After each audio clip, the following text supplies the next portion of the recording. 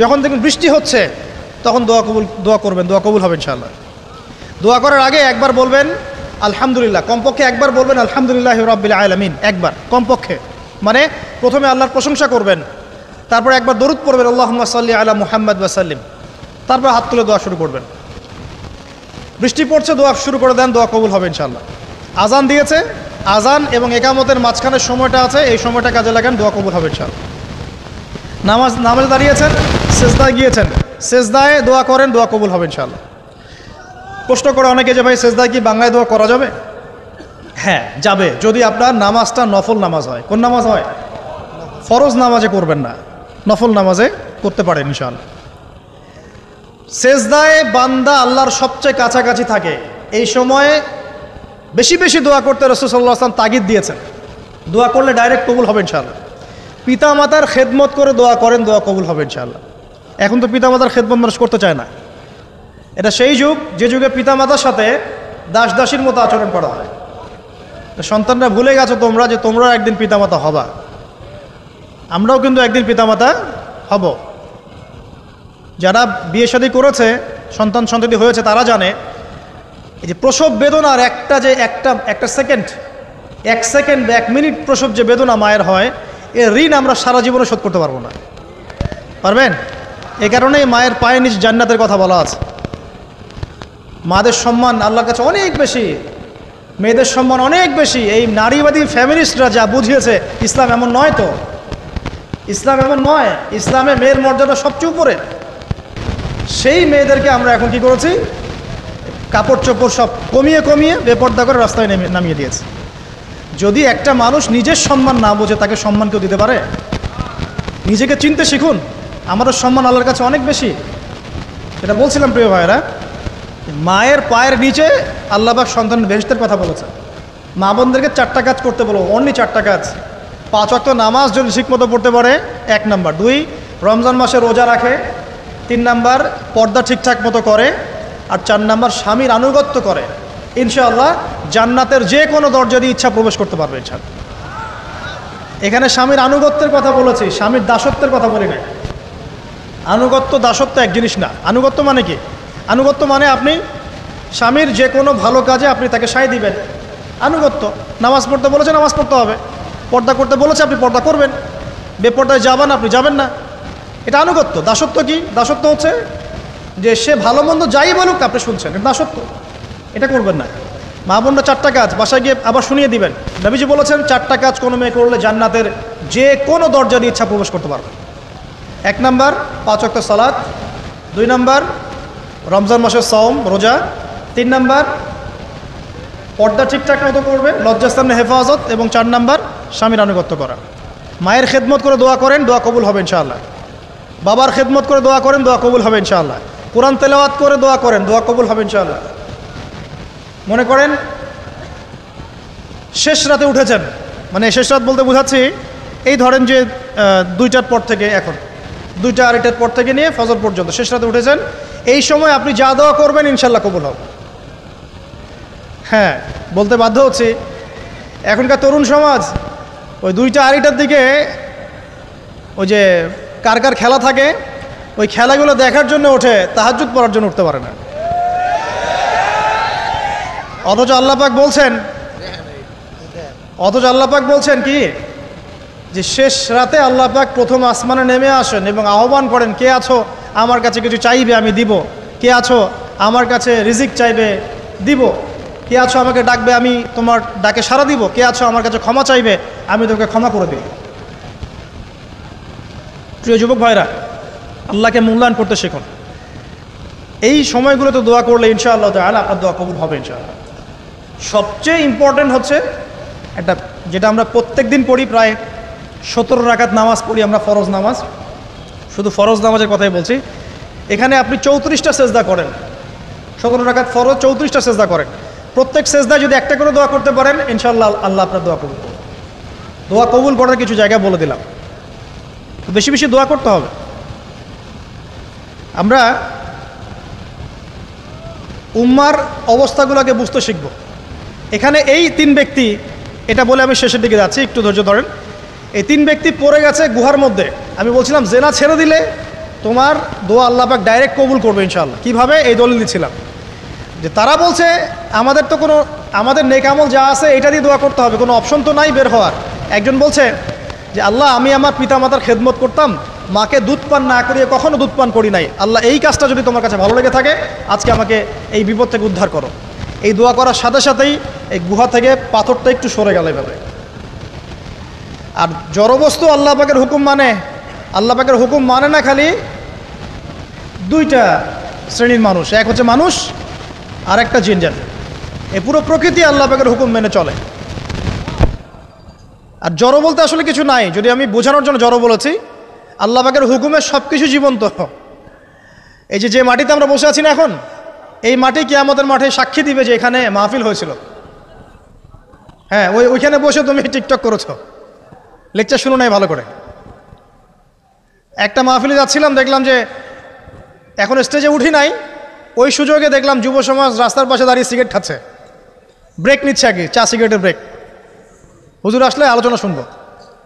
এখানে এসে যদি আমরা মানে কোরআন সুন্নাহর বাইরে কোনো কাজ করি, এই মাটি আবার সাক্ষী দিবে। এটা দলিল কোথায় আছে? সূরা জিলজাল পড়ে দেখবেন। সূরা জিলজালের মধ্যে দলিল আছে যে আল্লাহ পাকের হুকুমে এই জমিন কথা বলবে ইনশাআল্লাহ, আল্লাহ পাক হুকুম করলে। জি, তো একটু সরে গেল ওই পাথর। তারপরের ব্যক্তি দোয়া করছে, আল্লাহ আমার একজন কাজের লোক ছিল, সেই কাজের লোক কিছু টাকা পেত, টাকা না নিয়ে বেচারা চলে গেছে, আমি ওই টাকা দিয়ে কিছু পশু কিনেছি, এই পশুগুলো কিনে আমি পালন করেছি, অনেক দিন পর সেই ব্যক্তি এসেছে আমার টাকা দাও। তখন আমি বলেছিলাম যে এই যতগুলো পশু দেখছো সব তোমার। সেই লোক বলছে আমার সাথে কি ঠাট্টা করছো? বলছে না, ঠাট্টা করছি না, তোমার টাকা দিয়ে আমি পশু কিনেছিলাম, এই প্রজনন হতে হতে হতে আজকে এতগুলো হয়েছে, সব তোমার, নিয়ে যাও। আল্লাহ কলিজা দেখেন, আসলে দান করার জন্য কলিজা লাগে, টাকা লাগে না। আল্লাহর পথে দান করার জন্যে কলিজা লাগে, টাকা লাগে না। আর কিছু মনে করবেন না, আমি বিভিন্ন মাহফিলে যাচ্ছি, একটা কমন দৃশ্য দেখি এই কালেকশনের। আমার জানা নাই যে এভাবে নাম লিখিয়ে কোনো কালেকশন নবীর যুগ থেকে হয়েছে, আমার জানা নেই। বরং কতটুক দিয়েছে এটা গোপন রাখলেই ভালো। কে দিয়েছে, কত দিয়েছে জানানোর কোনো দরকার নাই। দিয়েছে, নিয়ে চলে আসবেন, শেষ। আমরা কাকে সন্তুষ্ট করার জন্য দেই? আল্লাহ জানলেই তো যথেষ্ট। কি দরকার জনগণ জানতেই হবে আমি 5,000 টাকা দিয়েছি? এতে আমার লাভটা কি? নেকি উল্টা আরও কমে গেল। উল্টা 7 শ্রেণীর মানুষ, একটা হাদিস আছে, 7 শ্রেণীর মানুষ কিয়ামতের মাঠে আরশের ছায়া পাবে। কিসের ছায়া পাবে? আরশের ছায়া, যে ছায়া ছাড়া কোনো ছায়া থাকবে না। ওর মধ্যে এক শ্রেণী হচ্ছে ওই ব্যক্তি যে এত গোপনে দান করে, তার বাম হাত জানে না ডান হাত কি দান করছে। এই ব্যক্তি আরশের ছায়া পাবে ইনশাআল্লাহ। তো দুনিয়া যদি উদ্দেশ্য থাকে, নাম প্রকাশ করা, জাহির করার উদ্দেশ্য থাকে, বা যদি এমন হয় যে এখানে লৌকিকতা উদ্দেশ্য থাকে, নেকি নষ্ট হয়ে যেতে পারে, সুযোগ আছে, চান্স আছে। তো এই ট্রেডিশনগুলো বন্ধ করলে মনে হয় ভালো হয়। এটা আমার পরামর্শ, বাকি এটা বিবেচনা আপনাদের। আর এই ব্যক্তি বলছে আমি এই সব কিছু দান করে দিয়েছি। দেখেন, দান করতে কি লাগে? কলিজা লাগে, টাকা লাগে না কিন্তু। আসলে দান করতে কলিজা লাগে। অনেক রিক্সাওয়ালাকে দেখেছে আমরা, 100 টাকা দান করে দিল, মসজিদের জন্য দান চাচ্ছে, 100 টাকা দান করে দিল। আর অনেক দেখবেন বিত্তশালী, ঢাকা শহরে যাচ্ছি বনানী গুলশান দিয়ে, দান করতে চাইলে 2 টাকা দিচ্ছে, 5 টাকা দিচ্ছে, এমন হয় না? দান করতে কলিজা লাগে। আর একটা কথা মনে রাখবেন, আপনি যত দান করবেন আল্লাহ আপনাকে তত বেশি দিবেন ইনশাআল্লাহ। ইনশাআল্লাহ আল্লাহ পাকের খাজানা যে এত প্রচুর, আপনি দান করলে কমে যাবে এই চিন্তাই করবেন না কখনো। তবে সবচেয়ে সেরা দান কোনটা জানেন? আপনার প্রয়োজন আছে এখন, এই প্রয়োজনের সময় দানটা হচ্ছে সেরা দান। এবং সবচেয়ে উত্তম খরচ কোনটা? সবচেয়ে উত্তম খরচ হচ্ছে আপনার পরিবারের পিছনে খরচ। আপনার পরিবারের পিছনে খরচটা আপনার সবচেয়ে শ্রেষ্ঠ খরচ। আর দান করে মধ্যম পন্থায়, এমন হবে না যে নিঃস্ব হয়ে গেলেন দান করে একদম, আবার এমন না যে কৃপণতা প্রদর্শন হচ্ছে, এমনও না। মধ্যম পন্থায় দান খয়রাত করবে ইনশাআল্লাহ। আর কিয়ামতের মাঠে মানুষ তার দানের ছায়ায় থাকবে ইনশাআল্লাহ। যে যত দান করবে ওই ছায়ার নিচে সে থাকবে। এই ব্যক্তি সব দান করে দিয়েছিল, যাও সব গরু ছাগল তোমার। তৃতীয় ব্যক্তি, পাথর সরে গেল একটু, তৃতীয় ব্যক্তি, যুবক তোমাকে বলছি ভাই, তৃতীয় ব্যক্তি আল্লাহর কাছে বলছে, আল্লাহ আমার একজন সুন্দরী চাচাতো বোন ছিল, আছে না তোমাদের কাজিন, এবং তাকে আমি খুব ভালোবাসতাম। ওই যে এখন বয়ফ্রেন্ড গার্লফ্রেন্ড ফ্রি মিক্সিং, যেটা খুব ভালোবাসতাম। তো তাকে আমি পেতে চাইতাম, তাই আমি তাকে অফার করি সে বলে যে না, আমাকে 100 স্বর্ণ মুদ্রা না দিলে আমি রাজি না। 100 স্বর্ণ মুদ্রা। এই মেয়ের অবশ্য অনেক ডিমান্ড ছিল, তাহলে বোঝা গেল 100 স্বর্ণ মুদ্রা মানে অনেক। জানেন, এখন তো দেখা যায় 1500 টাকা 2000 টাকা দিয়ে মেয়ে তার ইজ্জত বিক্রি করে ফেলছে। 100 স্বর্ণ মুদ্রা, আর কাউকে কিছু দেওয়াই লাগে না, এমনি বিক্রি করে ফেলে। কত প্রশ্ন, কত যে প্রশ্ন আসে আমাদের কাছে যে ভাই বা হুজুর বা ভাইয়া ওস্তাদ, কত জীবনে এক পর্যায়ে ভুল করেছি, এরকম জেনায় লিপ্ত হয়ে গিয়েছিলাম, প্রেম করেছি ইত্যাদি, আমি কী করবো, আমার কি ভালো হওয়ার রাস্তা আছে কিনা, বা আমি তওবা করে ফিরে আসছি, আমি কি এখন বিয়ে করতে পারবো কিনা। প্রশ্নের শেষ নাই। বেশিরভাগ প্রশ্ন এরকমই আসে এখন। আরেকটা বেশি বেশি প্রশ্ন আসে, ভাই ওস্তাদ হুজুর, আমার স্বামী পরকীয়া আসক্ত, আমার স্বামী পরকীয়া আসক্ত, আমাকে দেখে না, এই হয় সে, এইগুলো প্রশ্ন বেশি। পারিবারিক জেনা কেন্দ্রিক যত প্রশ্ন আসে, অন্য কোনো কেন্দ্রিক প্রশ্ন এত আসা, মানে এই যুগটা কি হয়েছে, মানে মানুষকে জেনা উন্মুক্ত করে দিয়েছে একেবারে। একদম স্কুল লাইফ থেকে শুরু হবে বয়ফ্রেন্ড গার্লফ্রেন্ড ফ্রি মিক্সিং, এই বন্ধু বন্ধু পড়তে পড়তেই জেনা হয়ে যায়। কলেজ লাইফে গিয়ে আরও বড় জেনা। ইউনিভার্সিটিতে গেলে তো আর কোনো পাত্তাই নাই। ইউনিভার্সিটির খুব কম ছেলে পাবেন সিগারেট খায় না, এবং খুব কম ছেলে মেয়ে পাবেন যারা এই অবৈধ প্রেম করছে না, খুব কম। এটাকে আমরা প্রমোট করছি আবার। বিশ্বাস করেন শুধুমাত্র সরাসরি সেক্সুয়াল সম্পর্কটাই জেনা নয়, এই মিক্সিংটাও জেনা আল্লাহ পাক বলেছে। এবং এতে করে আমাদের যুব সমাজে অধঃপতনটা হয়েছে, এটা অন্য কোনোভাবে হয় নাই। কারণ সূরা আলে ইমরান পড়ে দেখবেন আল্লাহ পাক বলছেন যুয়িনা লিন-নাস হুব্বুশ শাহওয়াতি মিনান নিসা, মেয়েদের মধ্যে ছেলেদের জন্য সবচেয়ে বেশি শাহওয়াত আছে, শাহওয়াত খাহেসাত, এটা সবচেয়ে বেশি আকর্ষণ করে ছেলেদেরকে। সমাজের কাঠামো ভেঙে যাচ্ছে তো, সমাজের কাঠামো ভেঙে। আমরা তো বাইরে ভালো মানুষের লেবাস পরে আছি, দেখবেন বহু পরিবারে পরকীয়া চলছে, জানেন না, ভিতরে ভিতরে ভিতরে ভিতরে। আমরা তো লজ্জা এগুলো বলি না, চোখ লজ্জায় বলি না, চলছে এগুলো এখন কমন হয়ে গেছে। যে ফ্যাশন শোর নামে, বিউটি কন্টেস্টের নামে, এই সেই, মানে অশ্লীলতাকে প্রমোট করা হচ্ছে চতুর্দিক থেকে। রেপ ধর্ষণ দিন দিন বাড়ছে আর বাড়ছে। বাচ্চা কাচ্চা, ছোট ছোট বাচ্চা মেয়ে পর্যন্ত রেহাই পাচ্ছে না। এই কয়দিন আগে একটা মেয়েকে কত পিস পিস করে ভাসিয়ে দিয়েছে একেবারে, দেখেন নাই? কোথায় আছেন? সমাজটা কোথায় গেছে? আমরা ভালো মানুষের মুখোশ পরে বসে আছি। একটা মাহফিল করে কি সব হবে? কনস্ট্রাকটিভ কাজ করতে হবে। তারুণ্যের এই শক্তিটাকে আল্লাহর জমিনে দিনের প্রচার প্রসার প্রতিষ্ঠার কাজে ব্যয় করতে হবে। যতক্ষণ পর্যন্ত আমরা এরকম ভালো মানুষের লেবাস সাজে বসে থাকবো না, আমার ঘরেও ফেতনা ঢুকে আসবে, টের পাবেন না। যখন ফেতনা ছড়িয়ে পড়ে ওটাকে দমন করতে হয়। দমন না করলে ওইটা আমার ঘরেও ঢুকবে তো এক সময়, আমি একা ভালো থাকতে পারবো না তো। আর দমন করার ক্ষমতা আল্লাহ পাক যাদেরকে দিয়েছেন তাদের উপর অবশ্য ওয়াজিব হয়ে গেছে এগুলো দমন করা। এখন তাদের উপর একটা ফরজ ওয়াজিব হয়ে গেছে দমন করা এগুলা, নাহলে আল্লাহ পাক কঠিন শাস্তির সম্মুখীন করবেন। একটা হাদিস বলে সামনে যাই, শেষ করে গুটিয়ে নিচ্ছি। নবীজি বলছেন একদিন ঘুম থেকে উঠে চোখ ঘষতে করছে লা ইলাহা ইল্লাল্লাহ, আল্লাহ লা ইলাহা ইল্লাল্লাহ। তার স্ত্রী সামনে যায়নাব বিনতে জাহাশ রাদিয়াল্লাহু আনহা, তিনি বলছেন ইয়া রাসূলুল্লাহ, কি হয়েছে, সমস্যা কি? নবীজি বলছেন ওয়াইলুল লিল আরব, আরবদের জন্য ধ্বংস, আরবদের জন্য ধ্বংস। মিন শাররি কাদ ইখতারাব, কি ভয়ঙ্কর ফিতনা ধেয়ে আসছে। তখন তার স্ত্রী বলছেন ইয়া রাসূলুল্লাহ আনুহলিকু ওয়া ফিনা সালিহুন, আমাদের মধ্যে সৎ মানুষ ভালো মানুষ থাকা অবস্থাতেও কি আমরা ধ্বংস হয়ে যাব? নবীজি বলছেন বালা, অবশ্যই, নাম, হ্যাঁ অবশ্যই ধ্বংস হবে। ইযা কাসরাতুল খাবাস, যখন সমাজের মধ্যে অশ্লীলতাকে ছড়িয়ে পড়া হবে। যখন সমাজের মধ্যে অশ্লীলতা বেহায়াপনা ছড়িয়ে পড়বে, আলেম জালেম সব ধ্বংস হয়ে যাবে। এই সময় এখন আসে নাই? আসে নাই?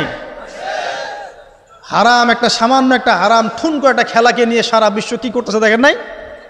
কি পাগল হয়ে গেছে একেবারে, কি অবস্থা মানুষের মধ্যে। কে খেলে তারও ঠিক নাই, ওই দেশের লোক আমাকে চিনে কিনা তারও ঠিক নাই, নিজের কোনো ব্যক্তিত্ব গায়রত কিছুই নাই।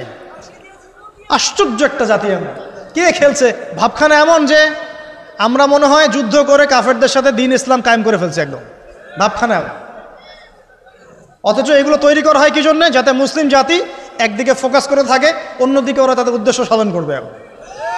সারা ওয়ার্ল্ডের চেহারা একদিকে ফিরাইছে, এদিকে দেখো, এই যে খেলা দেখো, আর বাকি পিছনে যে কাজগুলা ঠিকই করছে ওরা। দেখবে কি কাজ করছে কয়দিন পরে দেখতে পারবেন। পাবলিকলি আমি বললাম না, কারণ বললে সব বুঝবেন না আপনারা, আর সব জায়গায় সব কিছু বলতে নাই। ওদের উদ্দেশ্য ওরা কখনো ভুলে যায় নাই। ওরা চাচ্ছে সারা বিশ্বটাকে শাসন করতে এবং মুসলিমদেরকে দমন করতে, এবং আপনাকে খেলতামাশায় ব্যস্ত রেখেছে। লাচো এখন যুবকদের কোনো হিতাহিত জ্ঞান পর্যন্ত চলে গেছে এখন। হিতাহিত জ্ঞান, তোমাকে এইভাবে চুল কাটতে কে বলছে? তোমাকে এইভাবে চুল কাটতে কে বলছে? এদিকে একদম ছিলে রেখে দিছো, এখানে মাঝখানে উঁচা একটা ময়ূরের মতো রেখে দিছো, মানে এভাবে চুল কাটতে তোমাকে কে বলছে? কে তোমাকে মেসির ফলো করতে বলছে? তোমার জন্য রাসূল সাল্লাল্লাহু আলাইহি ওয়াসাল্লামের বাবরি চুলের সুন্নত নাই? আজীব একটা ব্যাপার। দাড়ি রাখছো, বিরাট কোহলির মতো দাড়ি রাখছো, কেন? রাসূল সাল্লাল্লাহু আলাইহি ওয়াসাল্লামের মতো ছাড়া দাড়ি রাখতে পারো না? আশ্চর্য। আমাদের আদর্শ চিন্তা হবে না? নবী সাল্লাল্লাহু আলাইহি ওয়াসাল্লামের মতো এত সুদর্শন হ্যান্ডসাম মানুষ থাকতে আমি কাকে ফলো করব? যুবকদের পুরো মাথাটাকে ব্রেইন ওয়াশ করে ফেলা হয়েছে, কারণ ওরা জানে খুব ভালো করেই যুবকরা যদি আল্লাহর পথে ফিরে আসে ওদের সমস্যা আছে, সমস্যা। এই কারণে তোমাদেরকে ভুলিয়ে রাখা হচ্ছে। নিজের জীবনের মূল্য দিতে শেখে। আল্লাহ রাব্বুল আলামিন তোমাকে আমাকে সৃষ্টি করেছেন, আল্লাহ পাক আমাদের হাতে এই দিনের বিজয় দেখতে চান। আল্লাহ পাক চান যেন আমরা আল্লাহর দিনটাকে পালন করি, প্রসার ঘটাই। ইনশাআল্লাহ এক সময় দিন প্রতিষ্ঠা হবে ইনশাআল্লাহ। আমরা যদি খেলতামাশায় মত্ত থাকি তাহলে দিনের প্রচার কে করবে? প্রসার কে করবে? আর সব কি ওলামায়ে কেরামের দায়িত্ব? সাধারণ মানুষের কোনো দায়িত্ব নাই? সবাই এখন এই যে ডক্টর হতে চান, ইঞ্জিনিয়ার হতে চান, ভালো কথা, হন। এবং সবসময় দেখা যায় আলেম ওলামাদের সবার ভুল ধরার চেষ্টা করতে থাকেন। আপনি নিজে আলেম হচ্ছেন না কেন? তাহলে আপনি নিজে আলেম হন না কেন? নিজে একজন মুফতি হচ্ছেন না কেন? নিজে একজন মুহাদ্দিস হচ্ছেন না কেন? এতই যদি ভুল ধরতে পারেন অনলাইনে, আপনি নিজে একজন আলেম হয়ে দেখান না কেন? তারপর দুটো কথা বলেন যাদের সামনে, দেখেন মানুষ কীভাবে রিসিভ করে। কত সহজ এই কাজটা। নিজে কিছু করছেন না, সারাদিন মানুষের পিছনে লেগে আছে। দেখবেন কিছু মানুষ আছে এই মুসলিম সমাজের মধ্যেই, আমি তো লম্বা করে ফেলছি হয়তো বা, মুসলিম সমাজের মধ্যেই কিছু মানুষ ইসলামের লেবাস পোশাক পরেই আছে, কিন্তু এরা মুসলিমদেরকে ছোটোখাটো বিষয়ে ব্যস্ত রেখেছে। হাত বাঁধা, রফুলিয়া দেন, জোরে আমিন, পায়ে পা, এই কিছু সিলি বিষয়ের জন্য বলছি যে বড় বড় বিষয়গুলো বাদ দিয়ে ছোটোখাটো বিষয়গুলো কিনে উম্মাকে ইখতিলাফে ব্যস্ত রেখে দিয়েছে। ভাবখানে এমন যেন ইসলামের সব বিষয় প্রতিষ্ঠা হয়ে গেছে, এখন এই 4টা বিষয় বাকি আছে। ভাবখানে এমন, অথচ সারা ওয়ার্ল্ডের মধ্যে ইসলাম আস্তে আস্তে সংকুচিত হয়ে গেছে। আমরা কবে স্মার্ট হব? প্রিয় ভাইরা, মনে রাখবেন আমরা সবাই মিলেই মুসলিম জাতি। পলিটিক্যাল লিডার্স আছেন, প্রশাসনের লোক আছেন, আমাদের যুবক যুবতী, তরুণ তরুণী, সবাই মিলেই আমরা এই উম্মা জাতি। আমরা কেউ কারো শত্রু নই, কেউ কারো দুশ্মন নই। সবার মধ্যে ভালো কিছু পাবেন, ভালো নিয়ে নেন, খারাপটা ছেড়ে দেন। উম্মাকে ঐক্যবদ্ধ করার চেষ্টা করেন। এই ছোটোখাটো বিষয়গুলোকে ইখতিলাফ বন্ধ করেন, আল্লাহর ওয়াস্তে বন্ধ করেন। বড় বড় বিষয়গুলোর দিকে ফোকাস করেন। তরুণদেরকে শিক্ষিত করেন, আদর্শ পরিবার করেন, শিক্ষা অর্জন করেন, জ্ঞান অর্জন করেন, বড় আলেম স্কলার হন, বিশ্বকে নেতৃত্ব দেন। পলিটিক্স করলে ভালো করে করেন, যাতে করে আপনার দ্বারা দুনিয়ার দিনের খেদমত হয়, আলহামদুলিল্লাহ। ইকোনমিক্স হলে ভালো করে হন, বিজ্ঞানী হলে বড় বিজ্ঞানী হন, মানে আপনি বড় স্বপ্ন দেখেন। ইয়াং জেনারেশনকে নিয়ে আসেন ইসলামের দিকে, তাদের দ্বারা ইনশাআল্লাহ ইসলামের বিজয় হবে। ওই যুবক বলছে, আল্লাহ আমার এই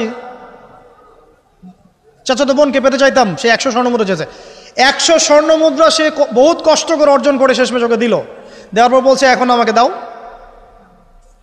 এখন সে প্রস্তুত, শুরু করবে, মানে দুজন কাছাকাছি এসে গেছে, এবার সেক্সুয়াল সম্পর্ক শুরু হবে কেবল।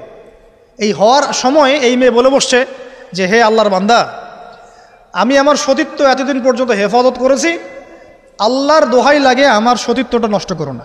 কে বলছে? এই মেয়েটা বলছে। এবার এই ছেলে তাৎক্ষণিক সেখান থেকে উঠে গেল।